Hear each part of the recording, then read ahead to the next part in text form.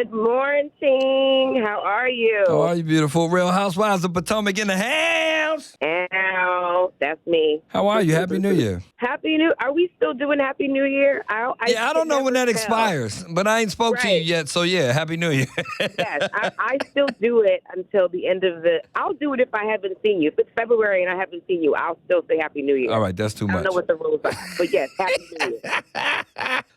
well, listen, Real Housewives of Potomac every Sunday, 8 p.m. on Bravo. Answer some of your fans out there that say this season hasn't been quite as entertaining as previous seasons. Well, what I would say for sure is, we're 8 seasons in. We have planted our roots. We have established ourselves as a group of women who can entertain and create drama and give y'all something to talk about on Monday around the water cooler or wherever you're going to be. I think you just got to give it a chance. Yes, it started a little bit slow, a little bit weird with all of the talk about my girl Wendy and Nneka and the shrines and the witchcraft and all that.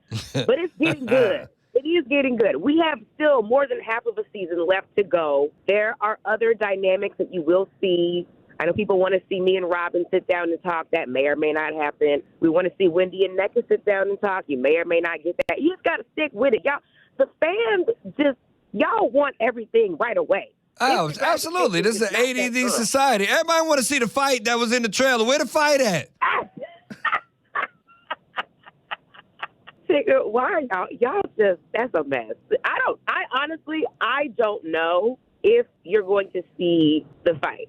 Okay. I think you may see a scuffle, a tussle, and you may hear a little narrating from some of us that were present. Okay.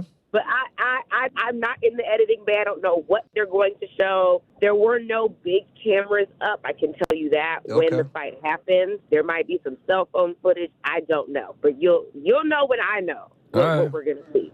You mentioned her about people wanting to see you and Robin sit down. Where are you and Robin at these days? We aren't. We aren't. Period. We aren't at the moment. I maintain that it's unfortunate because I got a lot of flack maybe 2 seasons ago for saying that Robin was the woman that I cared about the most on the show. I loved her the most, I think is what I said. She was my real friend. So it has been real life, not TV, but real life challenging for me. I see a lot of people saying I need to be accountable, but I can't be accountable for something that I don't know when my friend won't speak to me.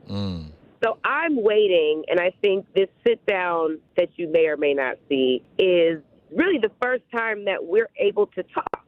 And I've tried to speak to her before this to no avail. So I'm not chasing her. I'm not her man, but I am willing to sit down with her if she wants to talk. So you'll see what that looks like. You ever regret anything that you said on social media about her or her man? I don't, because I would say it to her face. It's not.